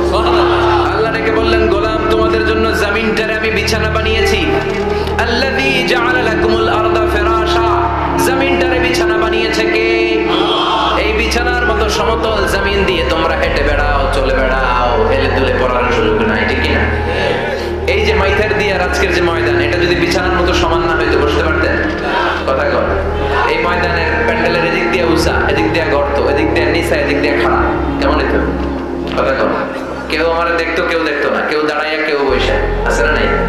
কিন্তু জমিনটারে সমতল বানালো কে? আপনি যদি বিমান থেকে যদি আপনি দেখেন, বিমানের গ্লাস দিয়ে, জানলা দিয়ে যদি আপনি নিচের দিকে তাকান, আপনি দেখবেন মনে হবে পুরো জমিনটাকে আল্লাহ সবুজ কার্পেট দিয়ে কার্পেটিং করে রেখেছে। এই সৌন্দর্য দিয়েছে কে? আবার রব্বুল আলামিন বলেন, জমিনটারে সমান দেখে, কার্পেটিং দেখে মনে করো না তোমরা বেঁচে গিয়েছো। আমার দেয়া বিধান আমার জমিনে যদি কায়েম করতে না পারো, এই কার্পেটিং করা জমিনের ভেতরে আযাব আছে না নাই? এই পুরো জমিনের ভেতরে আছে আগুন আর আগুন। আগ্নেয়গিরির অগ্নুৎপাত জ্বালামুখে বিস্ফোরণ করে দিয়ে গোটা বিশ্বটারে মুহূর্তে মেসাকার করে দিতে পারে কে? এজন্য আল্লাহ ডেকে বললেন, গোলাম, আমিনতুম মান ফিস সামাই আন ইয়াখসিফা বিকুমুল আরদা ফাইদা হিয়া তামুর। তোমরা কি ভেবেছো নাকি বেঁচে যাবা? আমি চাইলেই পুরো জমিনটারে কাঁপিয়ে দিতে পারি।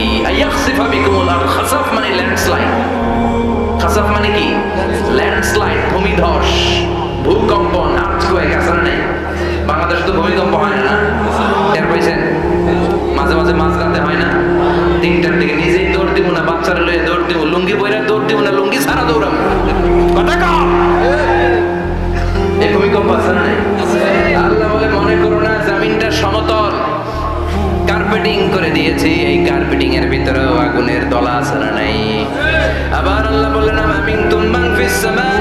নুরসিলা আলাইকুম হাসিবা, নিচে যেমনি কার্পেটিং করা জমিনের ভেতরে অগ্নুৎপাত রেখে দিয়েছি, মাথার উপর থেকে আযাব দেওয়ার সুযোগ আছে না নাই? চাইলে আল্লাহ অগ্নি বৃষ্টি দিতে পারে, আগুন বৃষ্টি দিতে পারে, ঠান্ডার বজ্রপাত দিতে পারে। আপনারা লূত আলাইহিস সালামের কওমের নাম শুনেছেন? তারা হোমোসেক্সুয়ালিটি, সমকামিতা করত। ফলে আল্লাহ তাআলা বিশাল এক চিৎকার মেরে সাইয়েদনা জিবরাইলের মাধ্যমে পুরো জমিনটা শেষ করে দিলেন। ফাজআলনা আলিয়াহা সাফিলাহা ওয়া আমতারনা আলাইহিম হিজারাতাম মিন সিজিল। তাদের অপকর্মের কারণে জর্ডানের ওই এলাকাটাকে আল্লাহ বললেন, জিবরাইল এলাকাটারে হাতে তুলে নে, আকাশের উপরে তুলে পুরো এলাকা সহ মানুষ সহ জমিনের মধ্যে গেড়ে দে। জমিনের নিচের মাটি উপরে নিয়ে গেল কে?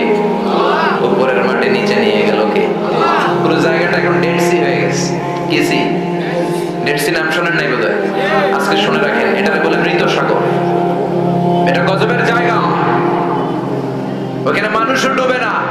লবণের ডেনসিটি, সল্টের ডেনসিটি এত হাই, এই পানির মধ্যে এত গজব, এর মধ্যে কোনো মাছ জন্মায় না, চিংড়ি জন্মায় না, কাঁকড়া জন্মায় না, ব্যাঙ হয় না, শ্যাওলা হয় না, কিচ্ছু বাঁচে না।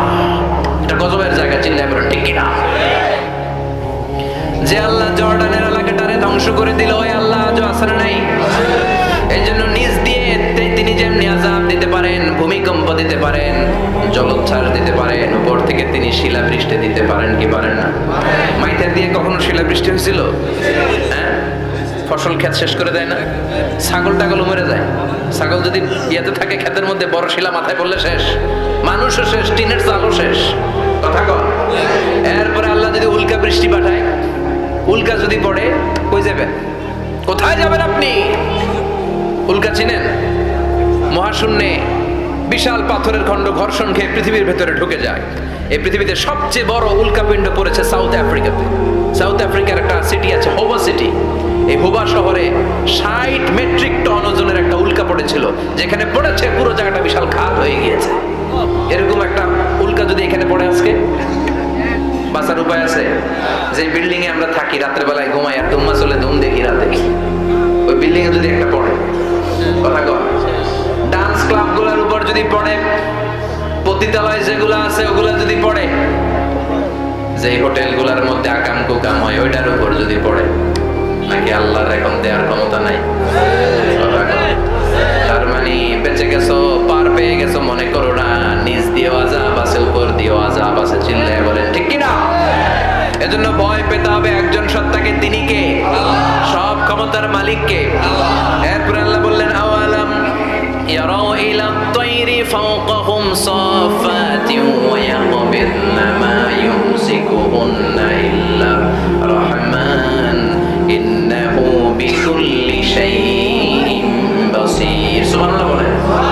আল্লাহ বলেন, তোরা নাস্তিক হস কেমন করে? মানুষ নাস্তিক হয় কেমন করে? মানুষ কি মুক্ত বিহঙ্গের দিকে নজর করে তাকায় না? আকাশে মুক্ত বিহঙ্গ নাই? বিহঙ্গ বুঝছেন তো? পাখি। পাখির কথা কোরআনে বললো কে? সুবহানাল্লাহ কইবেন না? ওয়া আরসালা আলাইহিম তায়রান আবাবিল, আবার কাবা ভাঙতে এলে পাঠাও আবাবিল, দাও খোদা। আবার উড়াল মারে, আবার উড়াল মারলে আবার 6 মাস। আলপিন সুইফট। আরেকটা পাখি আছে, অদ্ভুত পাখি, নাম হোমা বার্ড। এই হোমা বার্ড উড়ন্ত অবস্থায় ডিম পেড়ে দেয়, আর ওই ডিমটা জমিনে পড়ার আগেই মাঝখানে ডিম ফেটে বাচ্চা বেরোয়, বাচ্চা উঠতে শুরু করে দেয়। এই পাখিগুলোর কথা কোরআনে আছে না নাই? এজন্য আল্লাহ বললেন, আওয়ালাম ইয়ারাউ ইলা তায়রি ফাওকাহুম সাফাতিন ওয়া ইয়াকবিদনা মা ইউমসিকুহুন্না ইল্লা রাহমান ইন্নাহু বিকুল্লি শাইইন বাসীর। আল্লাহ বললেন, নাস্তিকগুলো কি পাখির দিকে নজর করে তাকায় না? পাখির দিকে নজর করে যদি তাকায়, তখন পাখির রব আল্লাহরে খুঁজে পাবে। চিল্লায় বলেন ঠিক কিনা? পাখিকে আরবিতে বলে তয়ের। সবাই বলেন, পাখির আরবি কি? বিমানের আরবিও তয়ের। পাখি আরবি যা, বিমান আরবিও। এই পাখি নিয়ে গবেষণা করে বিমান বানাইছে। সুবহানাল্লাহ কইবেন না? আমরা বানাই নাই, আমরা তো খোঁচাখুচিতে ব্যস্ত, আমরা আছি ফতুয়া নিয়ে ব্যস্ত। তুই 20 কারণে কাফের, তোর চাচা 90 কারণে কাফের, তোর চাচা মরলে যেই জায়গায় কবর দেয়া হবে ওই কবরের মাটির উপরে যে ঘাস উঠবে ওই ঘাস যে গরু খাবে ওই গরুর দুধ যে খাবে ও কাফের। আছে না নাই? খালি কাফের ফতোয়া দেয় ব্যস্ত। আমরা ফতোয়া নিয়ে রইলাম আর ওরা সব আবিষ্কার করে ফেললো।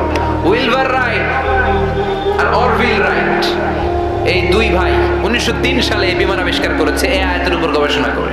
আওয়ালাম ইয়ারাউ ইলা তাইর, ওরা কি পাখি নিয়ে ভাবে না? আমাদের তো ভাবার সময় নেই, আমরা আছি মদ নিয়ে আর নারী নিয়ে আর জুয়াবাজি নিয়ে চিল্লায় বেড়াচ্ছি। এমন অনেক মন্ত্রীদের হোটেল আছে যেখানে পতিতালয়ের আড্ডাখানা, চিল্লায় বেড়ো ঠিক কিনা?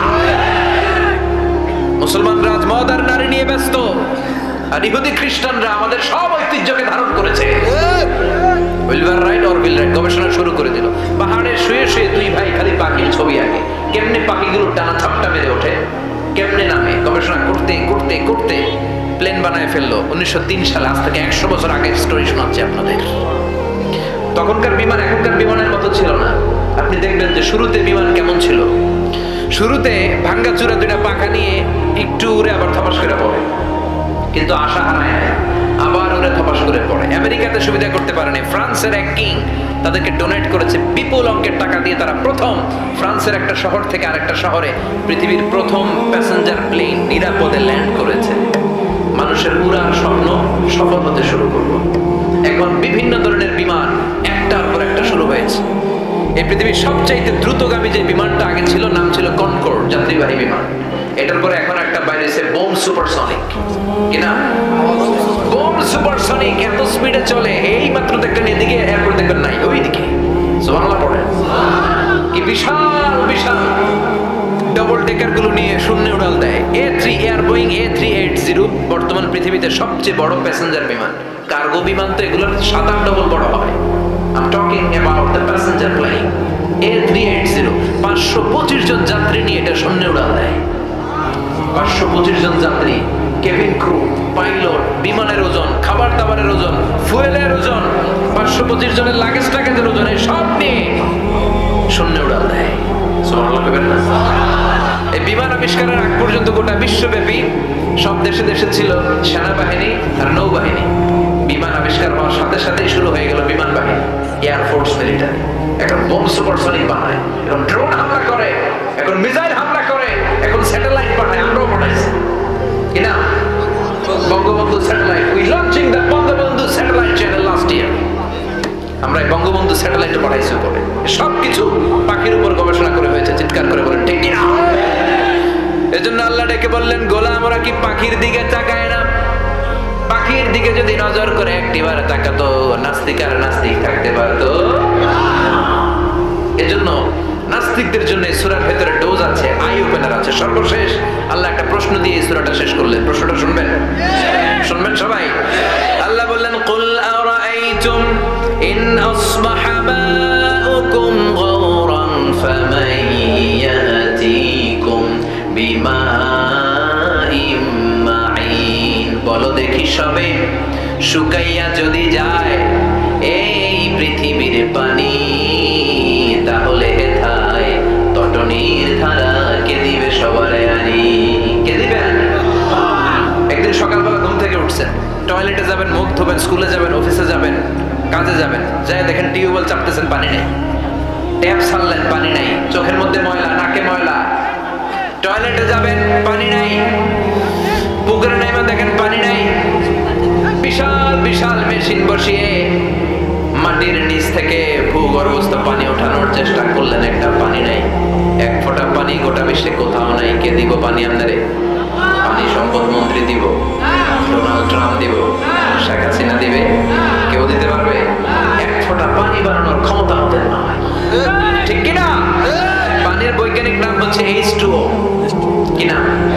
এই দেশে H2 নিয়ে কত কথা আছে না নাই? হাইড্রোজেনের 2টা মলিকিউল, অক্সিজেনের একটা মলিকিউল। এই 2টা গ্যাস, হাইড্রোজেন আর অক্সিজেন, 2 গ্যাস একসাথে মিলাইলে কি হয়? কথা বলেন।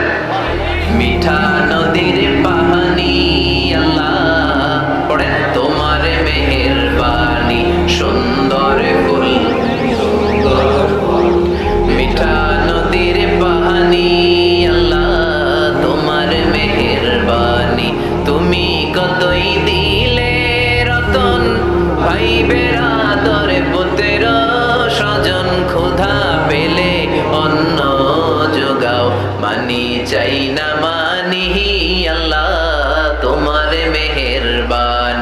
সুন্দর ফুল, মিঠা নদীর পানি, আল্লাহ তোমার মেহেরবানি। সুবহানাল্লাহ পড়েন। আল্লাহ বললেন ঘুম থেকে উঠে যদি দেখো পৃথিবীর সব পানিগুলো একেবারে পৃথিবীর নিচে চলে গেছে, কোন মাধ্যম দিয়ে এক ফোঁটা পানির জোগাড় আর বন্দোবস্ত করা যায় না, কে তোদেরকে পানি এনে দিবে? কথা কর। আল্লাহ ছাড়া এক ফোঁটা পানি এনে দেওয়ার মতো ক্ষমতা কারো আছে নাকি? আবার পানি থেকে পৃথিবীর সব কিছুরে বানালো কে? ওয়াজআলনা মিনাল মাই কুল্লা শাইইন হাই আফালা ইউমিনুন। আল্লাহ বললেন পানি থেকে গোটা বিশ্বের সব আমি বানালাম। সব জীবিত জিনিস তৈরি হয়েছে পানি থেকে। এটা কোরআনের কথা, কার কথা? আর ১,৫০০ বছর পর বিজ্ঞানীরা এখন বলছে পানি থেকেই সব প্রাণ এসেছে। সুবহানাল্লাহ পড়েন। বিজ্ঞানীদের রিসার্চে এসেছে পৃথিবীর সর্বপ্রথম যে প্রাণীটার উৎপত্তি, এটার নাম নাকি অ্যামিবা। কি নাম? It's a very small unicellular organism in the world. এককোষী শৈবাল অ্যামিবা এসেছে পানি থেকে, ওদের কথা। তারপরে এসেছে জুপ্লাঙ্কটন, ফাইটোপ্লাঙ্কটন, ব্যাকটেরিয়া প্লাঙ্কটন, একটার পর একটা ডেভেলপ করেছে, সব এসেছে পানি থেকে। পানি নাই তো কিছু নাই। পানি হচ্ছে প্রাণের ব্লুপ্রিন্ট। চিল্লায় বলেন ঠিক কিনা? পানির মধ্যে সব প্রাণের অস্তিত্ব রেখে দিয়েছে কে? আবার ফলের মধ্যে আল্লাহ পানি দিয়ে বললেন আন্না সাবাবনাল মাআ সাব্বা। যেখানে যতটুকু পানির দরকার, রসের দরকার, সব রস দিল কে? ক্ষীরার ভিতরে পানি আছে না নাই? কলার ভিতরে, আপেলের ভিতরে, তরমুজ, তরমুজ তো পুরাই পানি। কথা কর। ডাবের ভিতরে কে দিল? নাকি আপনি বানাইছেন? কেউ বানাতে পারে? এই পানিগুলো দিল কে? আবার আল্লাহ বললেন মারাজাল বাহরাইনি ইয়ালতাকিয়ানি বাইনাহুমা বারযাখুল লা ইয়াবগিয়ান ফাবিআইয়ি আলাই রাব্বিকুমা তুকাযযিবান। দুই দিকে সাগর বয়ে যায়, একদিকে এলো না পানি, একদিকে মিঠা পানি, একসাথে সাগরটা বয়ে যায়, কিন্তু মাঝখানে এমন ব্লকেজ, একটার পানি আর একটার সাথে মিশে না। গায়ে রাখলো কে? দেখছেন আপনারা কোথাও এটা? কই দেখছিলেন? গোয়ালন্দ, বুড়িগঙ্গার এখানে একসাথে পানি বয়ে যায়, এই জায়গায় পানি, এই জায়গায় পানি মিলে না, মিশে না। দাউদকান্দির এখানে আছে, মিশে না। এর কারণ এই পাশের পানি, এটা ডেনসিটি হাই, বেশি ঘন, এটা ডেনসিটি লো, এটা পাতলা, এটা টেম্পারেচার হাই, এটা টেম্পারেচার কম, এটা লবণ বেশি, এটা লবণ কম, দুইটা দুই পানি একসাথে বয়ে যায়, একটার সাথে আরেকটা মিশে না। এই কারিগরটাকে চিল্লায় বলতে হবে কে? সেজন্য আল্লাহ বললেন গোলাম পানি দিয়ে আমি বানালাম, পানি ছাড়া বাঁচবি না। এজন্য সব জায়গায় পানির ব্যবস্থা করে দিয়েছে কে? আবার বেশি পানি হলেও মরার ব্যবস্থা আছে না নাই? সৈয়দনা নূহ আলাইহিস সালামের কওমকে বন্যা দিয়ে ধ্বংস করেছে কে? এজন্য পানি চাই